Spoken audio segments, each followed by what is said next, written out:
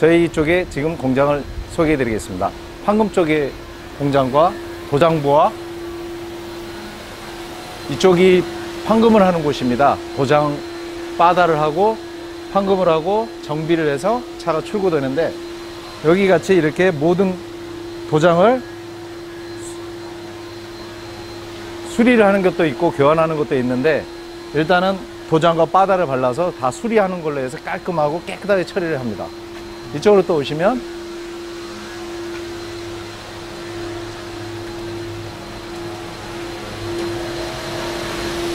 이쪽에서는 판금도 하고 정비도 하고, 라인 쪽이 판금 공장 쪽입니다. 여기는 저기 저것도 하시잖아요. 자동차 검사도 하시잖아요. 네, 검사는 또 이쪽으로 오시면 됩니다. 1차로 라인을 타게 되는데, 브레이크 라인과 패드와 무게의 축중을 갖다가 측정을 해서 여기서 1차로 거치게 되면 2차로 와가지고 저희 업쪽에서 라이트 광속과 광원을 측정을 하게 돼서 이 기계로 정밀도 검사를 하게 됩니다. 그렇게 해서 컴퓨터에서 인식이 돼서 넘어가면 마지막 3차 라인 쪽에서 여기서 이제 매연 측정을 하게 되는데, 이 매연 측정에 의해서 산소 센서가 만약에 안 좋다면 교환을 하셔야 되겠죠. 그렇지만 최대한으로 저희가 할 수 있는 데까지는 이게 측정을 해보고, 측정이 더 이상 안 나오면 정비를 해서, 이 앞라인에 가보면 또 카센터가 있는데 거기서 정비를 해서 다시 돌아와서 측정을 해가지고 마지막 출고를 하게 됩니다. 그렇게 해서 이 계기판에 자스텍이라는 이 기계로 인해서 여기에서 산소 센서하고 배기 센서를 다 측정을 해서 값을 측정해 매기게 되면, 여기서 우리 소장님이 컴퓨터로 마지막으로 여기 정리를 해서 서류를 측정해서 서류를 드리면 검사는 끝난 겁니다. 저희 이쪽에 또 부스장이 있는데, 자, 여기를 보시면 이게 이제 수성을 쓰고 있는 부스장이고요. 이런 전기를 해서 수성 전기를 이렇게 넣어가지고 도장 건조를 해서 이렇게 측정을 해서 만들어서 하는 거고요. 부스장을 보시면 여기가 전기가 들어오는 곳이고요.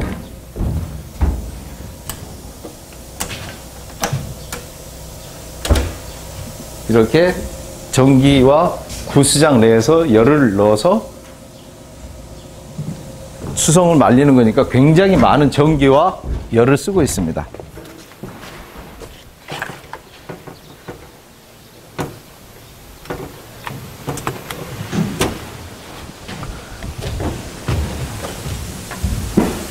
이게 지금 각자 하나씩 열이 들어오지만 1번, 2번, 3번, 1번, 2번, 3번에서 앞, 뒤 열을 지금 여기서 지금 촬영하고 계시지만 굉장히 뜨겁죠? 순식간에 이런 뜨거운 열로 인해서 차를 말려줘야지만이 수성이 잘 마르고 아주 깔끔하게 굳어서 외부에서 비를 맞거나 눈을 맞아도 하자가 없습니다.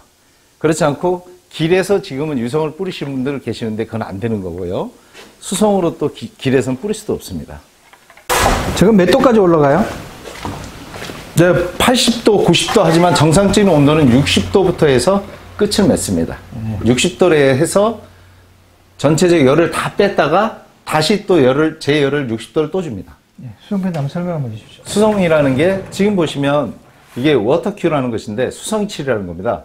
Q-0770 같이 이런 배합을 우리가 직접 해서 수성칠 자체가 굉장히 어렵습니다. 이런 식으로 물로 돼 있는 거지만 칠이 이렇게 도료가 다 섞여 있는 겁니다. 이거는 이제 칠 회사에서 원가를 만들어 가지고 오고 저희가 그 배합을 해서 만들어 가지고 하는 거기 때문에 차에는 아무 하자가 없지만 사용료나 내용이 좀 비싸죠. 고가가 되는 거예요. 지금 외국에서 많이 선호하고 있는데 외국에서도 거의 다 수성을 해서 이렇게 칠을 환경 친화적으로 하고 있기 때문에 저희도 그 좋은 점을 같이 해서 앞으로도 환경체에서도 이제 단속도 심하기 때문에 유성은 전면 철폐되고 수성으로서 이 모든 걸 다 이루어야 되기 때문에 저희 뭐 인건비라든지 공임이라든지 지금 현재 보험비라든지 전부 다 인상폭으로 가고 있긴 하지만 저희가 물가를 맞추고 또 인건비를 맞춰야 되기 때문에 저희도 또한 그 금액이 조금씩 올라가게 되어 있습니다. 안녕하십니까. 안녕하십니까 구독자 여러분. 오늘은 여기 고양모터스 검사소 또 정비공장도 운영하시고 계시는 사장님을 한번 인터뷰해 보도록 하겠습니다. 사장님 본인 소개 한번 해주세요. 네, 안녕하십니까. 여기는 일산 가자동 고양모터스 1급 종합검사소 문진호 대표입니다. 다름이 아니라 저희 공장에서는 사고차 판금 도색, 정비, 수리 1급 검사소로서 특별하게 소개를 해드린다면 사고차에 대해서는 전문적으로 수리를 하고 외제차는 모든 차종에 따라서 전부 다 수리, 교환, 판금, 소비자가 원하시는 대로 사고차나 정비를 해드릴 수 있습니다. 그러니까 여기는 외제차도 다 수리를 하시는군요. 네, 외제차는 거의 다 이제 보험가가 비싸기 때문에 네. 약간의 이제 현찰로 수리하시는 분들이 많으시는데, 네. 근데 앞으로는 이 현금 수리든 보험 수리든 간에 전에, 그러니까 한 몇 달 전만 해도 국토부 환경처에서, 죄송합니다. 국토부 환경부에서 유성과 수성에 대해서 칠을 분리를 했기 때문에 앞으로 유성은 사용할 수가 없고 수성으로서 이제 칠이 다 변환이 됐습니다. 그래서 저희 부수장이나 열처리 기관이라고 그러거든요. 부수장은 차를 말리는 곳, 칠을 해서 도장을 해갖고 말려서 출고하는 곳인데 저 부수장이 이제 앞으로는 이제 수성으로 바뀌면서 칠이 물론 값이 이제 좀 많이 인상이 됐습니다. 사장님 검사소를 운영하시잖아요. 네. 근데 정비 공장을 하면서 굳이 검사소를 운영하는 이유가 있어요? 검사소를 하게 되면은 일단은 뭐 주변 사람들을 가까우면서 교통공단 관리에서 다 해서 하는 거지만 그만큼의 손님들이 오시면 편리하잖아요. 왜냐하면 사고차도 있으면서 검사도 하고 정비도 하고 또 모든 차종에 대해서 맡겨만 주시면 정밀하게 끝을 다 마무리 져서 나갈 수 있는 곳. 이것을 주특기로 설립을 하고 공장을 지키고 있습니다. 아, 예. 그러면 한국교통안전관리공단인가? 거기서 네. 운영하는 검사소하고 똑같습니다. 여기 사설하고 네. 검사 비용도 똑같아요? 네네, 똑같습니다. 국가 기관에서 다 나오는 금액이기 때문에 단지 차이가 있다면 이제 카드 부가세가 붙기는 하는데 네. 그거를 갖다가 소비자께서 예약을 해주시거나 그러시면 10%씩 할인을 해드립니다. 아, 그래요? 네. 그러면 굳이 저는 교통안전관리공단에서 이렇게 운영하는 게 좀 싼 줄 알았거든요. 그러면 굳이 거기 갈 필요가 없네요. 그렇다고 할 수가 있죠. 더군다나 약간 포인트를 주신다면 힌트를 드리면 교통공단 관리는 무조건 예약을 해야 되고요. 예약하지 않는 차는 받지를 않습니다. 하지만 저희는 편리하게 예약이 없습니다. 굳이 예약을 하시면 저희들이 10%또 감도해드립니다. 아, 예. 그러면 이게 정비공장이 바로 옆에 있어가지고 좋은 점은 또 뭐예요? 이 검사소하고. 검사하시고 나서 이제 사람이 차를 끌고 다니시다 보면 약간의 스크래치가 나고 또 타이어나 엔진에 무리가 가기 때문에 오일을 교환하실 수가 있고 또 찌그러진 데 있으면 바로 판금이나 도장을 해서 차를 또 다음날 받으실 수도 있고 여러 가지 편리한 점이 한두 가지 아닙니다. 아, 그러니까 검사 받다가 좀 하자 있는 부분은 바로바로 이렇게 정비를 받아서 정비하고 판금 도색하고 다 해드립니다. 아, 그거 괜찮네요. 아, 그게 가장 포인트라고 할 수가 있죠. 근데 이거 검사소 운영하는데도 상당히 좀 비용이 들 것 같은데요. 운영 자체에서는 저도 뭐 열심히 하고 있지만 좀 금액이 좀 많이 나가고 있습니다. 월급도 나가고 세도 내야 되고 관리도 들어가고 그러면서 검사소를 하고 판금 도장을 하기 때문에 그 유지를 조금씩 맞춰가고 있습니다. 어렵긴 많이 어렵습니다. 그럼 저기서 검사소를 운영하면 실제로 좀 적자가 나는 건가요? 적자는 아니고 일단 직원들이 산업기사 자격증들이 다 있고 오랜 경력이 있기 때문에 그 금액의 월급은 다 맞춰주고 책정을 해서 운영을 하게 있습니다. 우리 여기 이 자동차 정비를 이렇게 하는 거니까 우리 사장님한테 한번 물어볼게요. 지금 4차 산업혁명 이러면서 전기차가 하이브리드가 대세다. 들어오고 있습니다. 그보다도 이제 저 진보된 전기차가 지금 뭐 테슬라라든지 이런 게 네. 실제로 우리나라에도 많이 다니잖아요. 네네.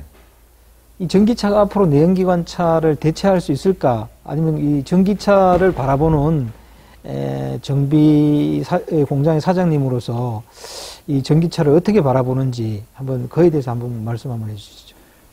4차 혁명에 대해서 우리가 테슬라라든지 각종 하이브리드, 네. 뭐 수소차, 여러 가지 차가 지금 많이 출고가 되고 있는 상황인데, 네. 사실적으로 봐서는 지금 저희 기술력적으로는 하이브리드를 다루기는 쉽지가 않습니다. 왜냐하면 제일 고난도가 배터리인데, 배터리가 지금 여차하면 잘못하게 되면은 이게 불이 나거나 화재가 날 수 있기 때문에, 저희나 어디든 간에 지금 하이브리드를 교체하는 거지 수리는 할 수가 없어요. 그리고 워낙 하이브리드가 고가이기 때문에 뭐 특별하게 손볼 수는 없고, 이제 우리가 사고가 났을 때 그때는 큰 사고가 나게 되면 전면 배선이라든지 엔진이라든지 교체를 하는 수로 해서 수리가 좀 많이 나오는 편이죠. 그래서 제가 아직은 하이브리드를 탄다는 게 조금 무리도 가긴 하죠, 사실은. 네. 왜 그러냐면 이게 전기차가 되면은 내연기관이 엔진이 없어지잖아요. 네네. 그렇게 되면 이게 자동차가 모터만 남는 거잖아요, 실질적으로요. 그러면 이게 일반 카센터라든지 이런 데는 좀 어려워지지 않겠나. 아니면 그래서 이제 이런 자동차 정비하시는 분들은 앞으로 미래를 어떻게 바라보고 있는지 그게 좀 상당히 궁금하더라고요. 그래서 지금 뭐 누구 말 따라 약간의 웃는 얘기라면은 정비 쪽은 사용 쪽이 되는 거고, 네. 저희 업계에서는 무엇을 주 위주로 하냐면 차량 검사하고 사고차 판금 도색이 우선입니다, 사실은.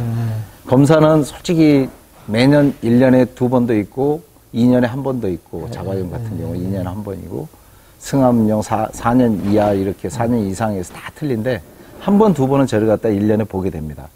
그런데 검사를 하게 되고, 그건 필이니까요. 그리고 그에 반해서 정비나 오일은 많이 안 하지만 사고가 났을 때는 저희 공장을 100% 이용을 해 주셔야 돼요. 네.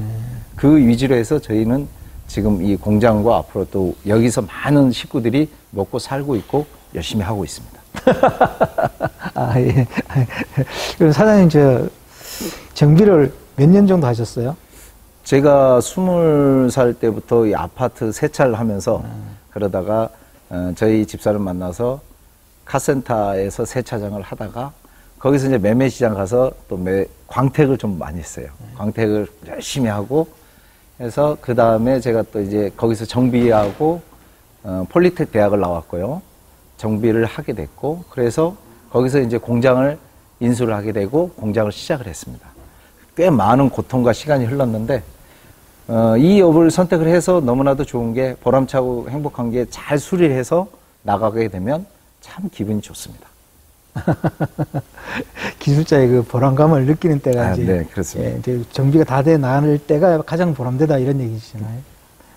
그럼 사장님, 이게 규모가 상당한데요. 제가 와서 보니까 이 정비 네. 공장이 이 규모가 얼마나 되는지 한번 설명 한번 해주시죠. 여기 정비 쪽에서 지금 저희 공장을 소개한다면은 1급 검사소 이쪽이 한 300평 정도, 400평 정도가 들어가고요. 그 뒤쪽으로 해서 이쪽이 한 300평 정도가 판금 도장으로 해서 하고 있습니다. 그 지금 부수장은 2개고 열처리 기관. 주로 판금 도장을 전문으로 하시는 네, 거예요? 그렇습니다. 사고차 쪽으로. 외제차는 저희들이 많이 들어오면 감사하고 또 적게 들어오면 적게 들어오는 대로 열심히 하고.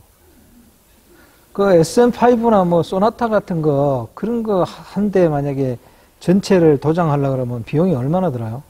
그거는 제가 지금 말씀을 못 드리는데 대충이라는 단어를 쓸 수밖에 없는 게 한 200만 원 그 밑에거든요. 근데 이제 더 깔끔히 원하고 더 깨끗한 걸 원하시면 각자의 차량 맞춰서 금액이 좀 틀려집니다. 요즘 종업원은 몇 명이나 같이 근무하고 여기서 계세요? 지금 종업원들은 한 8명 정도 되고 있습니다. 네.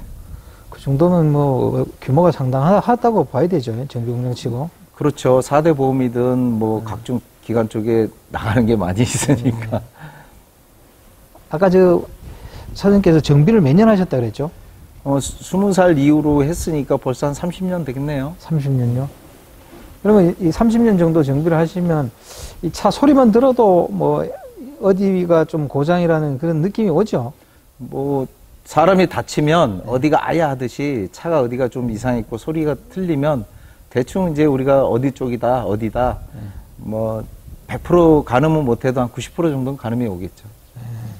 아니 제가 이런 얘기를 들었어요. 자동차 정비하시는 분들 중에 판금 도장이 진짜 고급 기술자라고 그러더라고요. 이 정비하는 거 보다가.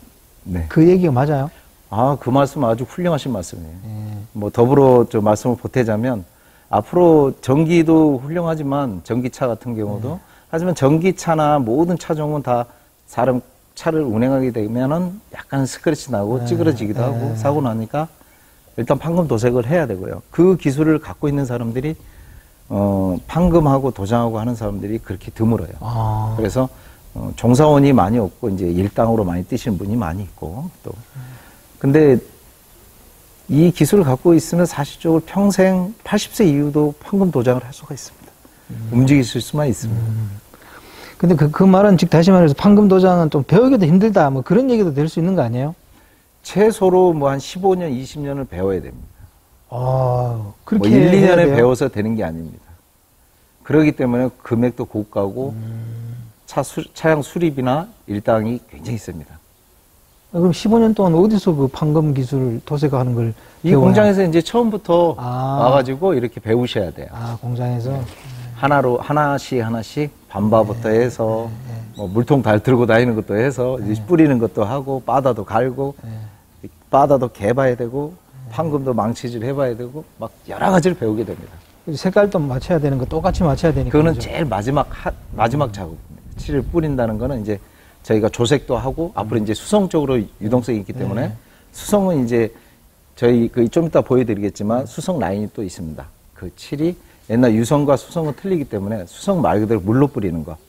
그래서 열 처리가 많이 가게 되고 그래서 색깔도 또 오히려 더 잘 맞게 되고 이런 경우가 있습니다. 아니, 근데 이거 판금 도색을 15년 동안 하시는 분도 좀 드물단 이유가 꾸준히 15년 동안 직장 생활 하기도 힘들지만 이 배우는 데가 이제 뭐 이런 정비 공장이라든지 이런 데밖에 없으니까 그 15년 정도 걸려야 된다는 그 말이 좀 실감이 되네요. 아, 정말 힘든 직업입니다. 3D 작업이라고 약간의 이제 뭐 매연도 있고 먼지도 있고 그래서 마스크를 많이 쓰고 또 집진기를 해서 바다도 갈고 하는데 그게 몸으로 사실 뛰는 건데 머리로 뛰자면은 사람을 고친다 생각하면서 하면은 뭐 사람이나 차나 똑같이 손, 발 움직이는 거랑 눈 다 있는 거라 똑같습니다. 그러니까 전기차 시대가 와도 제가 보니까 판금 도색은 괜찮을 것 같아요. 왜냐하면 차의 형태는 감사합니다. 가지고 있어야 되고 그렇죠. 안에 내연기관이 모터로 바뀌는 것 뿐이니까 네. 바뀌는 건 없습니다. 그러니까 네. 겉면은 뭐 계속 그런 형태든지 광택을 내고 다녀야 되는 거잖아요, 차가. 그렇죠. 네. 그러면 판금 도색 분야는 4차 산업에 뭐 전기차 시대가 도래하더라도 큰 타격은 없을 것 같네요. 타격은 없지만 열처리나 환경에 대해서는 정확한 자세를 가져야죠. 근데 제가 아까 자꾸 사장님께서 수성 얘기하는데 제가 아는 상식으로는 수성 페인트는 물을 섞는 거 아니에요, 네, 페인트에다가. 그렇습니다. 물을 섞는 게 아니고 칠 자체가 수성으로 나오는 겁니다. 아, 그래요? 예, 그래서 그 도료가 있는데 안료 도료가 있어요. 그게 이제 저희들이 배합을 해서 칠을 분을 만들어서 칠을 갖다 뿌리게 되는데 이 수성 칠값이 굉장히 비싸고 안료가 비싸요. 그렇기 때문에 금액이 상당수로 올라가게 되고요. 또 거기서 왜라는 단어가 나온다면 열 처리를 하게 되는데 일반 유성 같은 경우는 60도로 해서 전기가 끊어지는데 수성 같은 경우는 60도를 한 3번 정도를 해줘야지만이 바짝 마르게 돼서 또 투명이라는 걸 올리게 돼요. 투명을 이제 그 베이스 위에 올리는 건데 그렇게 돼야지 차 광이 나기 때문에 그리고 여러 가지 작업과 수작업과 손이 작업이 많이 들어가요. 그러니까 우리가 모르는 사람들은 수성 그러면 차에다가 수성을 칠해놓으면 비 오면 다 흘러내리면 어떡하나 이런 생각이 드는데 그런 수성 페인트는 아니라는 네, 거잖아요. 그렇습니다. 그리고 거기 위에 또 투명이라는 게 들어가기 때문에 비하고는 전혀 상관이 없습니다. 그리고 또 하나 일반인들이 생각할 때 그런 얘기 많이 하잖아요.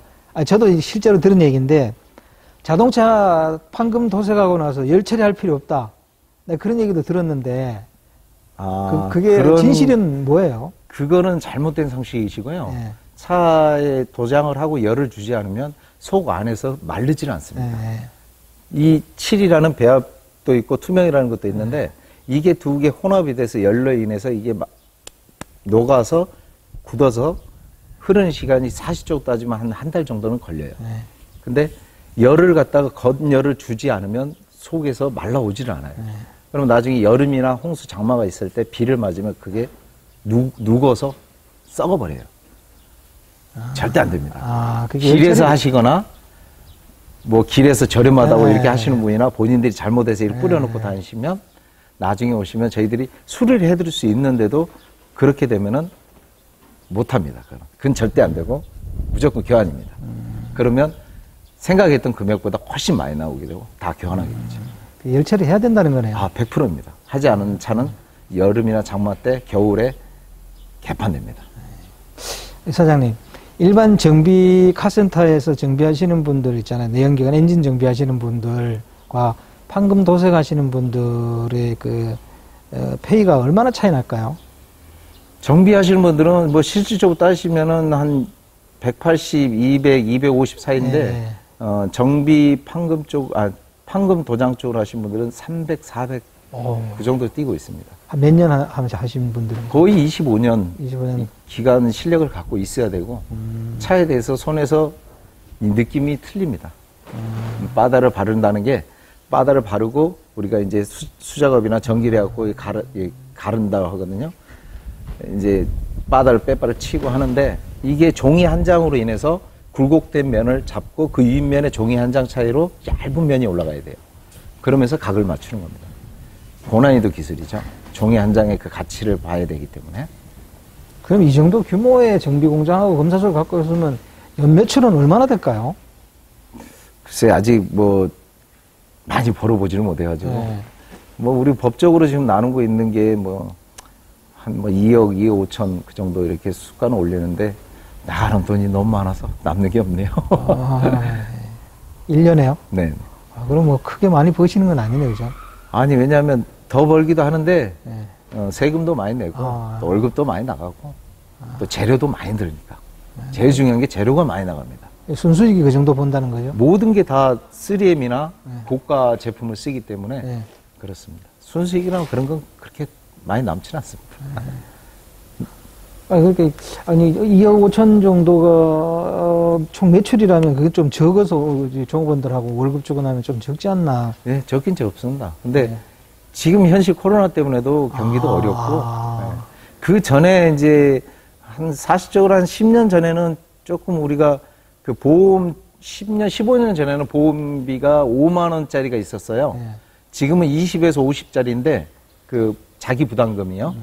자기 부담금 5만 원짜리 할 땐 전체 처리 많았어요. 5만 원만 내면 다 전체 처리 해주고 그래가지고 보험 처리가 꽤 많고 돈이 됐는데 지금은 20에서 50이기 때문에 최상가가 50만 원이에요. 그럼 한쪽 면이 50만 원이고 또 한쪽 면이 100만 원이기 때문에 소비자들이 그거 많이 우려하고 힘들어 하시죠. 수성 페인트 아까 얘기하셨는데 수성 도료 그게 이제 앞으로 차에 칠할 때는 그걸 다 칠해야 된다는 거잖아요. 네, 법적으로. 그렇습니다. 그렇게 하지 않으면 저희도 공장은 정지되니까. 그러니까 그러면 이제 판금 도색하시는 분들 또 비용이 많이 올라간다는 얘기네요, 그죠? 금액 자체가 상당수로 올라갑니다. 지금 이제 저희가 사실적으로 공장에서 한 20에서 25만 원 한 판당 값을 매기고 있는데, 지금 이제 수성을 하게 되면은 한 40만 원, 45만 원 정도 올라가게 되거든요. 2배 정도 오르네요. 그렇습니다. 근데 언제부터 그렇게 이제 무조건 수성 도료를 칠해야 되는 거예요? 앞으로 지금 뭐 기가 언제가 아니라 지금부터 시작을 하고 있습니다. 지금 그래요? 전체 공장들이 다 운영이 되고 있고 수성으로 지금 다들 이제 하고 있는데 마지막 잔여분이 좀 남아서 이게 유성으로 하고 있지만 이제 앞으로 이제 수성으로 다 돌아가게 됩니다.